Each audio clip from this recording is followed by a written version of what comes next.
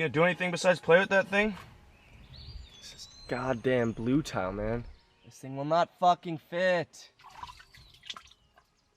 This had a great opening. It really captured your attention. Thought the camera work was fantastic.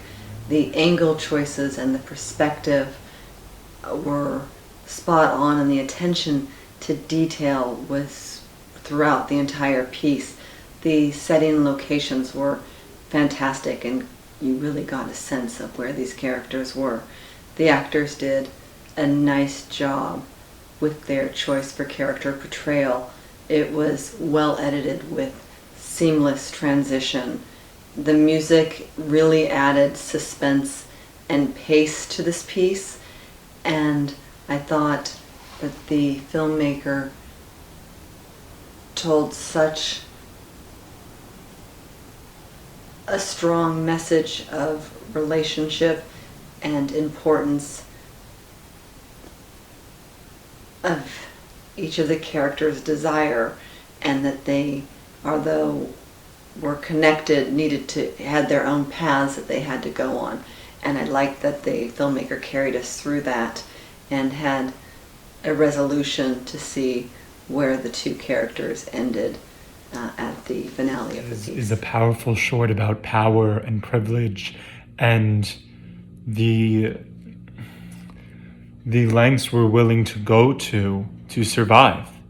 And sometimes they even circumvent family, friends, our sets of morals that we put against ourselves in life that we think we'll always abide by aren't always necessarily the case, no matter how hard we may try. It's done very well on a quite modest budget, obviously. I think people often get intimidated by a post-apocalyptic setting. Oh, it has to be this big budget, it has to have all these things, etc. But minimalism actually can go quite far with these kinds of concepts when executed properly, and I think this one is definite proof of that. Overall, it's a very good film. It's exciteful, suspenseful, and really probing into the human mind. I think they created a very fully rounded world, kind of a apocalyptic world that felt like not too distant of a future, a world where it's all about division of property and protection, and defending what you have against the have-nots. It's either you play by the rules of the haves, or you are the outcast and you are the have-not. And the threat of this was explored in a way that felt very real and grounded. And it put the lead character into such a moral conundrum of what he's going to give up in order to survive. And perhaps what do we do when we're tired of suffering? And to have to see every day what he's missing out on. So it was a really interesting piece. I liked the premise. I thought the interactions between the two fellows were definitely believable and grounded. It seems like how people would react in that situation. And it was just shot really well. Considering there's a lot of dark scenes and movement and stuff like that, I think everything was captured really well. And it's just presented really nicely. And it just kind of shows you what power, money, survival, what all of those things will drive you to do, including kind of turning your back on people that you love or people that you know.